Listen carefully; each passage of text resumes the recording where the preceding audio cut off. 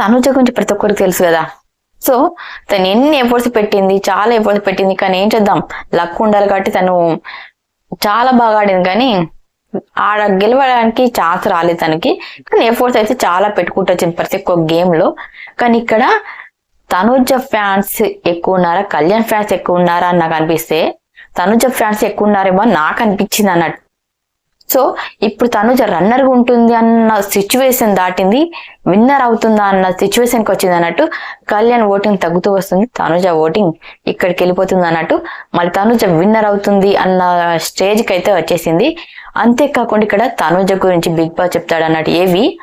ఏవి మామూలుగా ఉండదు కదా, మొత్తం నాకు తెలుసుదల్లా ఈమన్యు కళ్యాణ్ వీళ్ళు ఎక్కువ ఉంటారు కదా. సో ఇక్కడ తనుజ గురించి బిగ్ బాస్ చెప్తూ ఉంటే మామూలుగా ఉండదు అన్నట్టు, ఒక రేంజ్ లో చెప్తూ ఉంటాడు. తనుజ ఎంట్రీ ఇస్తుంది. తనకు బాగా ఇష్టమైంది ఏంటి, కాఫీనే కదా. కాఫీ అంటే పిచ్చి ప్రాణం అన్నాడు తనకి. కాఫీ అయితే అక్కడ పెట్టేస్తాడు బిగ్ బాస్. కాఫీ చూడ వావ్ అని ఎక్స్ప్రెషన్ ఇస్తుంది. అంతేకాకుండా అక్కడ కొన్ని ఫొటోస్ పెడతారు, వాళ్ళ సిస్టర్ తో వచ్చిన బాండింగ్ అవి ఉంటాయి కదా, ఆ ఫొటోస్, కళ్యాణ్ ఫొటోస్, వీళ్ళందరితో ఉన్న బన్నీ గారితో ఉన్న ఇలాంటి చాలా ఫొటోస్ అయితే అక్కడ మెమొరీకి సంబంధించి చాలా ఉంటాయి. అంతేకాకుండా బిగ్ బాస్ తనుజ గురించి చెప్తూ ఉంటే ఒక రేంజ్ లో ఉంటుంది.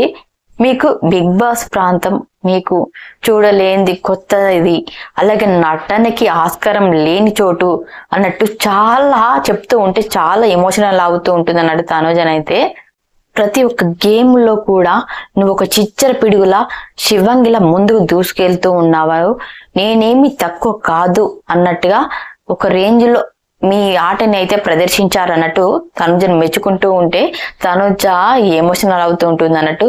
అంతేకాకుండా మీ పదునైన మీ వ్యక్తిత్వం అందరినీ మెప్పించేలా ఉంది అని చెప్తూ ఉంటే నిజమే కదా, తన వ్యక్తిత్వానికి చాలా మంది ఫ్యాన్స్ అయిపోయారు కదా.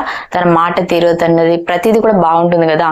సో అలాగే తను చిన్న విషయానికే నొచ్చుకునే మీ దూది లాంటి మనసు, దాని వెనుకాల మీ మనసులో ఎంత గాయమైందో మీకు మాత్రమే తెలుసు, ఆ బాధని భరిస్తూ మీరు ముందుకు వెళ్ళారు అన్నట్టు చెప్తూ ఉంటాడు అన్నట్టు. నిజమే కదా, ప్రతి చిన్న వయసుకి చాలా ఎమోషనల్ అవుతూ ఉంటుంది అన్నట్టు. తను ఏది తట్టుకోలేదు అన్నట్టు. కానీ ఇప్పుడు చాలా స్ట్రాంగ్ అయింది అన్నట్టు. ఇప్పుడు చాలా ఎమోషనల్ తగ్గించింది కదా, మీ అందరికి తెలుసు కదా. సో అందుకే బన్నీ గారితో బాండ్ ఉన్నా కూడా ఆ బాండింగ్ ని కూడా తనకి ఇబ్బంది రావద్దని చెప్పి తను డ్రాప్ అవుట్ అయిపోయింది అన్నట్టు. సైలెంట్ గా తన పని తను చేసుకుంటూ వెళ్ళిపోయింది కదా. ప్రతి ఇంటిలో కూడా ఒక సభ్యురాలుగా మీరు ప్రతి ఒక్కరి మనసులో మీరు ఉన్నారు, అందరి మనసులు గెలుచుకున్నారు అన్నట్టు చెప్తాడు బిగ్ బాస్. నిజం చెప్పాలంటే ఇప్పుడు చూడండి, ఎవరైనా సరే వచ్చిన వాళ్ళందరూ నిజంగా మీలాంటి ఒక వ్యక్తి మా ఇంట్లో ఉంటే బాగుండని అనుకునే ప్రతి ఒక్కరు ఉన్నారు కదా.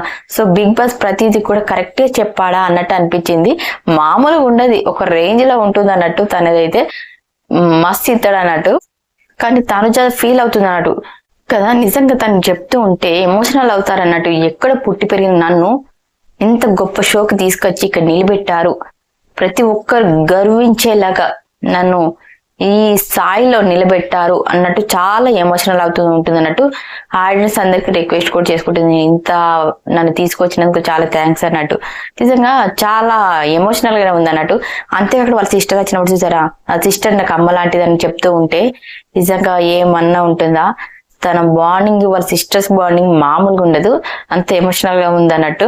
ప్రతి ఒక్క గేమ్ లో కూడా తను స్టార్ చూసారా, స్టార్లు అయితే ఒకదాని తర్వాత ఒకటి దక్కించుకుంటూ ఉందన్నట్టు. స్టార్లు ఈ లాస్ట్ వీక్ లో అయితే మామూలుగా లేదు, వాళ్ళ కామెడీ, ఎంటర్టైన్మెంట్, రచ్చ రాంబోల్ అన్నట్టు ఉందన్నట్టు.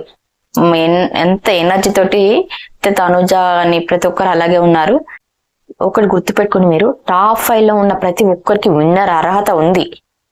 డెమో పవన్ కు ఉంది, ఇమన్యుకు ఉంది. వీళ్ళు చూసారా, వాళ్ళ ఏవి చూస్తే ఇమన్యుది నిజంగా 100% కరెక్ట్ చెప్పాడు బిగ్ బాస్ అయితే నిజం.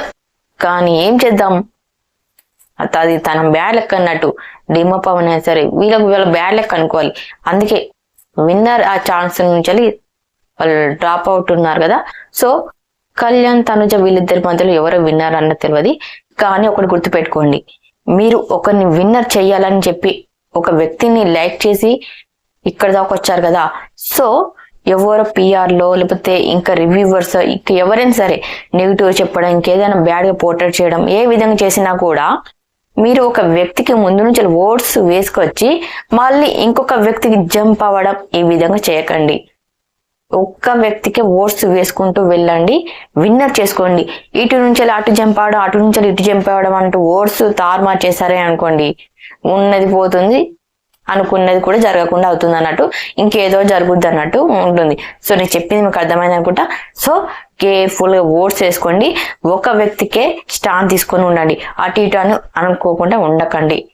సో తనుజ ఇప్పటి వరకు రన్నర్ గా ఉంటదేమో అనుకుంటాం, కానీ ఇప్పుడు విన్నర్ అయ్యే అవకాశం కూడా తనకు ఉంది అన్నట్టు. ఎందుకంటే తన ఓటింగ్ ఇప్పుడు మళ్ళీ దూసుకెళ్ళిపోతుంది అన్నట్టు, కళ్యాణ్ ఓటింగ్ తక్కువ అయిపోతూ ఉంటుంది. సో ఇక్కడ డెమో పవన్ ని విన్నర్ చేయాలని చెప్పి అక్కడ చూస్తున్నారా ఏమో తెలియదు, కానీ డెమో పవన్ ఓటింగ్ పెరుగుతుంది, కళ్యాణ్ ఓటింగ్ తగ్గుతూ ఉంటుంది అన్నాడు. కానీ ఈ విధంగా ఎంత చేసినా కూడా డెమో పవన్ విన్నర్ అయ్యే ఛాన్స్ చాలా చాలా తక్కువనే ఉంటుంది. కళ్యాణ్ విన్నర్ కాడు, డెమో పవన్ విన్నర్ కాడు అన్నట్టు.